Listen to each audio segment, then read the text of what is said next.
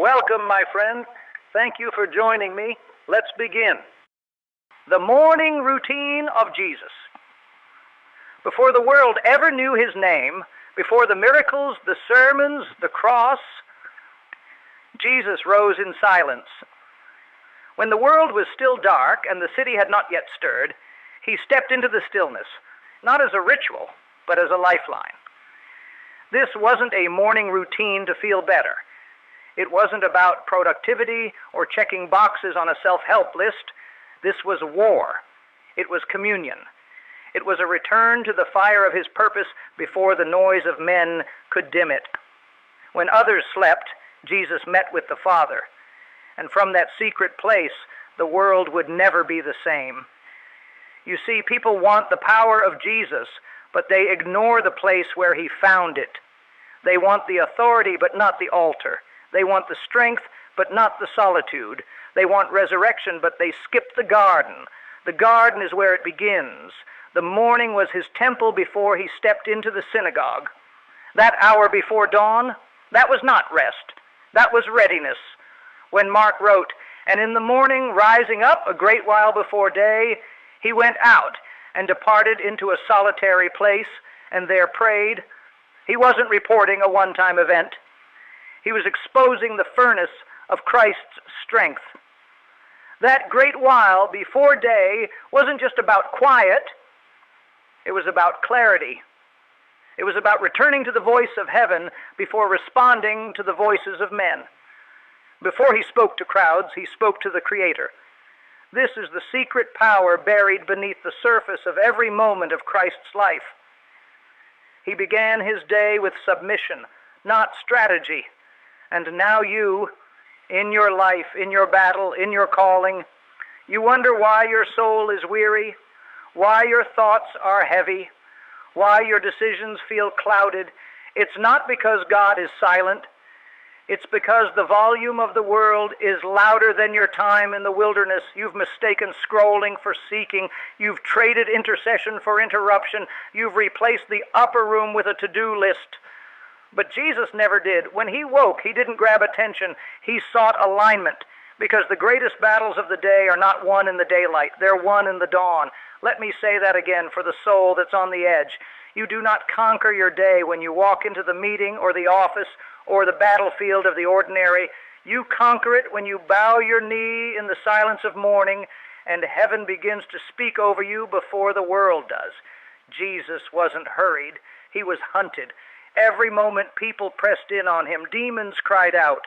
Religious leaders plotted. Crowds demanded. But he never reacted. He responded because he had already heard the voice that mattered most, the Father's voice. And that's why the routine wasn't optional. It was vital. That sacred hour, that wilderness moment, is where clarity begins, where he remembered why he came, not for applause, not for power, but for purpose. And so he rose before the sun while the ground was still cold, while dew still kissed the grass, and he prayed, not for show, not for spectacle, but for strength, for surrender, for alignment with a mission that would lead him not to a throne, but to a cross. And that is what separates the shallow from the chosen. You cannot walk in power if you ignore the presence. You cannot lead the multitudes if you never kneel in the margins. You cannot command storms if you've never learned to whisper in the dark with God, because the morning was not convenience, it was consecration. This is where Jesus gathered heaven's perspective before facing the judgments of earth, where he laid down every distraction and picked up divine clarity, where he reminded his heart that the kingdom was not of this world. And you, if you want to live like him, move like him, rise like him, you have to start where he started, in the quiet, in the holy, in the dark. The world celebrates men who wake early for profits, for promotions, for power. But the Son of God rose for presence, for prayer, for a depth the world couldn't understand, not because he needed motivation, but because he knew who he was. And even still, he bowed. Even still, he waited on the Father. And we, in our chaos, in our comparison, in our search for control, we run without waiting, we build without asking, we speak without listening, and then we wonder why we are empty. But the morning routine of Jesus was an empty ritual. It was full surrender. It wasn't about getting things done, it was about being undone in the presence of the Almighty. Because the man who kneels before God in the morning can stand before anything by nightfall. You want to talk about discipline? It starts in the dark. You want power? It's found on your knees. You want clarity, conviction, peace that surpasses understanding? It begins before the world is awake, before the opinions start flying, before the shame tries to return, before anxiety makes its case, before you fight the devil, talk to the Father, where your false identity is stripped away, and all that's left is the child of God who says, "Here I am, use me. The world may never see it. Your phone won't capture it. No one will applaud it. But heaven moves for it. The devils fear it. The angels rally around it, because one soul in secret surrender is more dangerous to the enemy than 1,000 people shouting without substance. You want to walk like Jesus walked? Then rise like Jesus rose, not once, not twice, but daily, before anything else. Before breakfast, before business, before your name is called, before your platform, before your performance, before your pressure. Come back to the quiet. Come back to the garden. Come back to the mountain. Come back to the prayer. Because if Jesus needed it, you desperately need it. It was never about checking off a devotion plan. It was about awakening the spirit before the body ever moved, about hearing heaven before the footsteps of man ever approached. It was about being forged in the fire of divine intimacy so that every word, every step, every healing, every confrontation came not from impulse, but from authority. You wonder why the words of Jesus carried such weight, why his gaze pierced to the soul, why storms obeyed him, why demons fled. It wasn't just because he was the Son of God. It was because he had already been with the Father. The power came not only from his identity, but from his intimacy. And that intimacy began every morning. The world wants miracles without meetings. It wants influence without intimacy. But Jesus, even with all authority in heaven and earth, never skipped the mountain. Even as crowds gathered, even as needs pressed in, even as fame began to spread, he walked away to pray, to be alone, to be refined in the fire of solitude, to drown out the noise of rising influence and return to the whisper of God. And that is the scandal of true greatness. It is born in obscurity. The morning hours, while others slumbered, that's where heaven whispered the assignments. That's where the cross was made real long before it was carried. That's where he made peace with suffering. That's where he embraced obedience over outcome. No stage, no spotlight, just stillness. And this is what you must learn. Before God will use you publicly, he must crush you privately. Before the oil flows, the olive must be pressed. Before the trumpet sounds, the knees must bend. Before the glory, there is always the garden. Jesus showed us not just how to live, but how to rise, how to order the hours, how to align the soul. He didn't pray because he had to. He prayed because he wanted to, because in that prayer, he was filled, anchored, directed. So why do we skip it? Why do we wait for crisis to pray when Christ prayed before the crisis? Why do we wait for clarity to come? When Jesus sought it in the morning hours, you say you don't have time. But time is never the problem. It's always love. You make time for what you love. You rise early for what you value. If the Savior of the world needed to pray before the day began, who are we to think we can survive without it? You feel lost because you haven't listened. You feel weary because you haven't waited. You feel aimless because you haven't abided. But when you begin your day the way Jesus did, you begin with alignment, not anxiety. You begin with surrender, not striving. You begin with clarity, not confusion. And then, only then, can you move with the holy fire of purpose that he walked with every single step. It's not just about what you do. It's about who you've been with before you do it. That's what made him unstoppable. And yet, how many of us run into the world like soldiers without armor? We face temptation without training. We seek peace without presence. We want impact without intimacy. But the power of Jesus came not just from who he was, but from how he remained. And he remained close to the Father, morning after morning, no matter what came next. And it wasn't always easy. Don't romanticize it. These weren't peaceful strolls through a garden with angels singing. Some mornings he wept. Some mornings he wrestled. Some mornings he was burdened by the very souls he came to save. And yet, he kept showing up. Because the presence of God wasn't a luxury. It was life itself. It wasn't convenient. It was essential. And so it must be with you. Don't wait until the world collapses to fall on your knees. Fall now. Fall early. Fall while it's still dark. Fall before the temptation, not after. Fall before the trial, not during. Let your feet find the secret place before they ever walk into the storm. Because if you meet with God first, nothing can shake you second. You will walk differently, talk differently, react differently. You will carry stillness in the middle of storms because you have already been to the mountain. This is not legalism. This is warfare. You are either feeding your spirit or you are starving it. And every morning that you bypass the presence is another morning that the flesh gets stronger and the fire grows dim. The enemy doesn't fear a believer who posts verses. He fears the one who wakes before dawn to live them. The enemy doesn't tremble at good intentions. He trembles at discipline. He shakes when you rise. He flees when you pray. Because he knows that once you've been in the presence, you become a vessel for the impossible. So when your alarm rings and the bed feels warm, remember Gethsemane.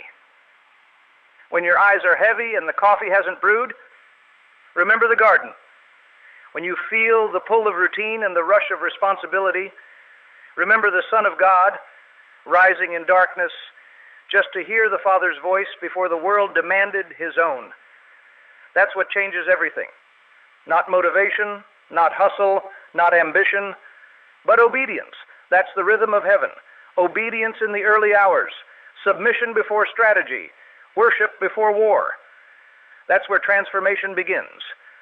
This is the kind of obedience that silences confusion, that shatters anxiety, that births holy courage in the face of unrelenting pressure. And Jesus modeled it with every fiber of his being, not just for admiration, but for imitation. Because this is not a story about him alone. This is a summons for you.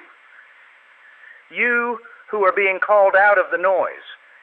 You who are being drawn into something deeper. You who are being called to stop reacting to the world and start responding to heaven. It starts when the world is asleep. It starts in the moments no one sees. It starts in the wilderness, not with comfort, but with fire, the kind of fire that purifies your motives, that strips the ego, that burns away every agenda that doesn't serve the kingdom. Because when Jesus prayed in the morning, he didn't bring a list. He brought himself. Emptied, open, ready. And maybe that's the lesson we keep avoiding. We think prayer is about adding something, but it's often about losing what never belonged in the first place. Losing the need to be seen. Losing the addiction to control. Losing the lie that we can carry this weight on our own. That morning silence is where God speaks. Not just to comfort you, but to confront you. To call you higher. To rewire your thinking. to remind you that you were made for something more than just existing. You were made to live as Christ lived and to begin as Christ began. But that takes surrender. It takes a discipline the world will mock. It takes a resolve that says, before my feet touch the ground, my heart belongs to heaven. You see, the miracle wasn't just that Jesus walked on water. The miracle was that he spent so much time with the Father that when the storm rose, he didn't panic. He walked because he had already walked through the storm in prayer.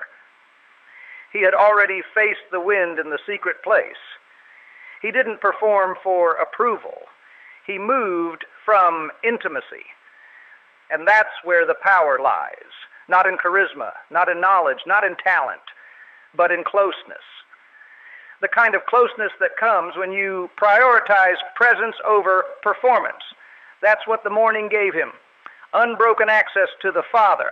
Not distracted, not divided, but full, focused, free. So let me ask you, what's your first voice? What's the first spirit you let into your home? Is it the headlines, the hustle, the noise of digital addiction? Or is it heaven? Is it truth? Is it the Spirit of God that hovered over the waters in Genesis and still hovers over your chaos now, waiting for you to rise and say, "Speak, Lord, I'm listening"? Because when you listen first, you won't have to stumble later. When you align first, you won't have to apologize for drifting. When you walk with him first, the world can throw anything at you and you'll still stand. You'll still praise. You'll still give thanks when the storm rolls in, because your root system runs deep, because you didn't just check in with God, you stayed with him long enough to be changed. And that's what this is about. Not routines that impress, but devotion that transforms. The world doesn't need more productive people. It needs more present people. Present with the Father. Present with the mission.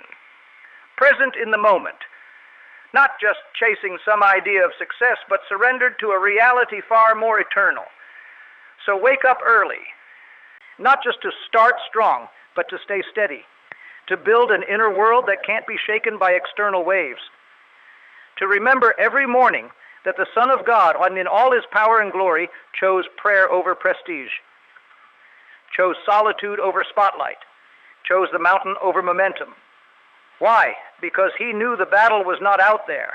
It was in here, in the heart, in the mind, in the unseen places. So he fought where the fight mattered most, and you must do the same. When you open your eyes, you step into war. You're not just waking up, you're rising up. The enemy is already moving. The world is already calling. Your flesh is already whispering compromise. But when you begin in the secret place, when you open that word, when you lift your voice in prayer, when you align your soul to the breath of God, you are no longer defenseless. You are no longer distracted. You are no longer guessing. You are anchored. And anchored people don't drift. Anchored people don't chase validation. Anchored people don't crumble under pressure. They carry presence. They walk in purpose. They burn with holy conviction because they didn't wait for the day to give them meaning. They met with meaning before the day ever began, and that's what Jesus did. That's what he invites you to do every single day. He invites you not to a schedule, but to surrender. Not to productivity, but to presence. Not to a checklist of spiritual rituals, but to a communion so deep it alters your identity. That's the morning routine of Jesus.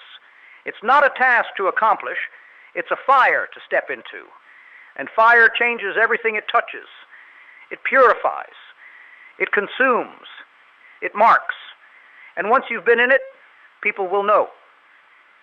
Not because you shout louder, but because you carry something different. Something not of this world. That's what they saw in Jesus. And later, that's what they saw in Peter and John. These men have been with Jesus. It was obvious. The boldness, the clarity, the authority. And all of it came from proximity. They didn't learn that power in books. They didn't download it from a podcast. They were with him, morning by morning, step by step, breath by breath. And you? You have the same invitation. But you must understand, presence is costly. It requires sacrifice. You may have to leave the comfort of your bed. You may have to turn down the volume of culture. You may have to let go of lesser lovers, scrolling, distractions, hurried mornings, to pursue the one thing that actually matters. But what you give up in convenience, you gain in clarity. What you lose in time, you gain in power. Because when you wake with Him, you walk with Him. And when you walk with Him, your words carry a different weight. Your decisions carry heaven's wisdom. Your peace becomes unshakable. Not because life got easier, but because your spirit got stronger. That's why the enemy fights your morning so hard. Because he knows if you win the morning, you win the war. If you kneel before God, you won't bow to fear. If you hear His voice first, the lies won't land. So the enemy will send every distraction to keep you from that stillness. He'll whisper, sleep in. He'll nudge, check your phone. He'll justify, you'll pray later. But later rarely comes, and you know it, because what begins with delay quickly becomes defeat. So you must choose. Will you rule your morning, or will your morning rule you? Jesus made the choice long before the cross, long before the miracles, long before the crowds gathered and history was split in two. He chose the secret place, and from that secret place, He walked into the greatest mission the world has ever known. So don't underestimate what happens when you meet with God while the world is still asleep. Don't minimize what's forming in the silence, because that silence is sacred. That hour is holy, and your obedience in that hour might be the difference between breakthrough and burnout, between discernment and distraction, between purpose and performance. This is what Jesus taught, not with His words, but with His life. That the most powerful thing you can do today is kneel. Before emails, before meetings, before ambitions and assignments and alerts, you kneel. And when you do, you are not just praying. You are receiving orders from heaven. You are stepping into alignment. You are becoming dangerous to the darkness, because no man or woman can rise from the presence of God unchanged. You don't leave that place the same. You leave with fire. You leave with peace. You leave with power that can't be faked. And when the world comes against you, it finds you unshaken, because you've already been with the one who holds the world in His hands. That's the secret of Jesus. That's the hidden strength of the Savior. Not just in what He did in the public, but what He practiced in the private. And now, it's your turn. Your mountain, your morning, your silence. And in that silence, God waits, not with condemnation, but with calling. Not to remind you of what you failed to do, but to restore what was always yours: identity, intimacy, authority. It all begins in the quiet hour. It all begins with the choice to seek Him first, not just in theory, but in practice. Not just with passion, but with discipline. Because passion fades, discipline sustains. Passion is the spark, but discipline is the flame that keeps burning through cold seasons, through dry spells, through storms. Jesus knew that. He lived that. And now through His Spirit, He empowers you to live the same. To wake not in fear, but in faith. To rise not in reaction, but in revelation. To walk not with doubt, but with divine direction. But it all begins in the first hour. The quiet, the kneeling, the whisper. That is the true morning routine of Jesus. And that, if you dare to live it, will change everything. The world is starving for direction, for clarity, for meaning. People are chasing hacks, schedules, and productivity blueprints like addicts, hoping to squeeze peace out of performance. But the soul doesn't need another to-do list. It needs truth. It needs the presence. It needs what Jesus carried, because He prioritized what mattered before the world could pull Him in 1,000 directions. You want clarity? Seek Him first. You want breakthrough? Kneel before the noise. You want supernatural resilience in a collapsing world? Start your day in the presence of the one who cannot be shaken. This is not about religion. It's about alignment. It's about standing at the edge of the day with heaven in your lungs and conviction in your chest. It's about becoming the kind of person who walks into the fire not because you're fearless, but because you've already met with the flame. There is a reason Jesus said, "Seek first the kingdom of God and His righteousness, and all these things will be added to you." He didn't say seek second. He didn't say seek when it's convenient. He said first, because whatever you seek first becomes your compass, and your compass determines your course. You've been seeking clarity, but your compass has been broken. You've been seeking peace, but your first voice has been chaos. You've been seeking strength, but the world cannot give what only the Father provides. You must come back to the mountain. You must rise in the dark. You must find your place before the day begins, not just to survive it, but to shape it. Because when you follow the routine of Jesus, you don't live in reaction. You live in revelation. You don't follow the world's rhythm. You walk in heaven's cadence. You don't fight your battles alone. You walk with the one who's already won. That's the power of the secret place. That's the power of the early hour. That's the power of the morning routine of Jesus. And you can have it. Not because you've earned it, but because you've been invited. Invited to the mountain. Invited to the whisper. Invited to be forged in the fire that made Jesus unshakable, unstoppable, and immovable. And when you say yes to that invitation, day after day, hour after hour, everything begins to change, not overnight, not with fireworks, but with fire, a steady, unrelenting, holy fire that will burn in your soul until the grave. This is the call, to rise while it's still dark, to kneel when no one's watching, to enter the silence until it speaks. And when you do, the world won't understand it, but they will feel it. They'll feel it when you speak. They'll feel it when you lead. They'll feel it when storms come and you don't bend. Because when you walk with the Spirit who raised Christ from the dead, there is nothing this world can do to stop you. You're not just awake. You are alive. You are dangerous.